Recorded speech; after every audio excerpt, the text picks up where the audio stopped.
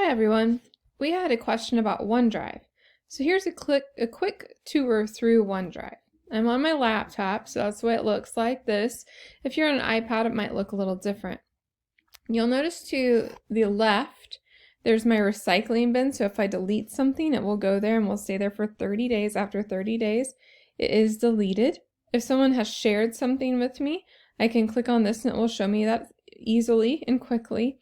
Or if I want to see something I've recently done, I'll just click Recent. Also, if I want to go into a shared drive or SharePoint, then I can go down here to these libraries. But that's not what I want to do today. Today I want to look specifically at my OneDrive that is only accessible to me. So in OneDrive, the first thing I would do if I were a teacher is make a folder for each one of my classes. And you simply do that by clicking the New button at the top and clicking Folder. We're going to call this New Class. Okay, so now New Class shows up here, and automatically it's going to alphabetize by name.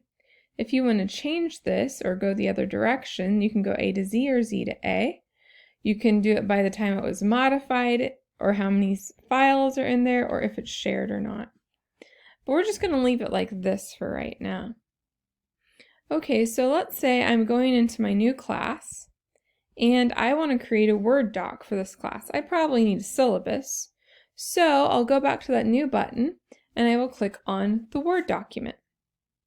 Now when I open this Word document, it's going to open one for me. This is an online document right now. Unless I download it, it will stay online.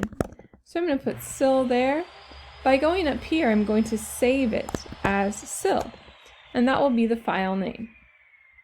So now if I go back to my new class, my document is there, and it should be saved as SIL. There we go. Now if I wanted to share this with my students or something, I would click on that button. I want to make it specific to people. I want anyone with the link to be able to use it. I might also want to allow editing. I don't want to because this is a syllabus, so I don't want the students to edit it, but that's an option. I could also block the download if I didn't want students to cheat on some sort of document that I sent out. I don't normally use that function either, but it's there and I wanted you to know about it. So now I'll apply that. And then I'm going to need, let's say, a link to put onto Canvas. I'll go down here to copy link. It will create a link and I'll copy it. And now I can put that link into Canvas. So that's one way to share information. Another thing to note is if I go to these three buttons here, it gives me some other options. I can share the link from here as well. I can copy the link, manage access to it. I could download it onto my computer. Remember, right now, this document is only a digital document.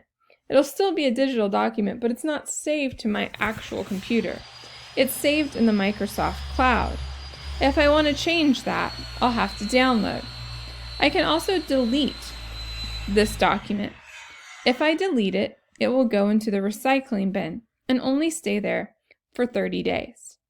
If I want to move it or copy it to somewhere else, I can do that with these buttons. Or rename. I can also look at different versions of the history. Everything is accessible to me right here in those three buttons. Now let's go back. Oh, and you'll also notice you can do that at the top here as well. You can share, copy the link, download, delete, and rename. Note that I can also create an Excel document, a PowerPoint, OneNote, Forms, any of those things in this folder, and it will save there. But let's go back to my main file cabinet. I like to think of this as a digital file cabinet, and each one of these are drawers.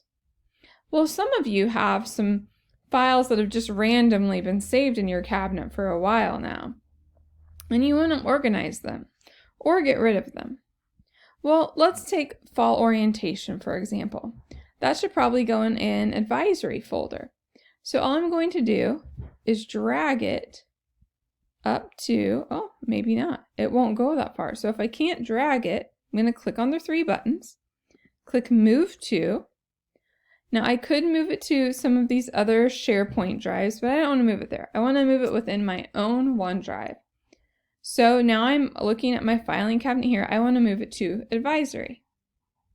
So I'll move it into Advisory. And now it moved from down there to the Advisory folder.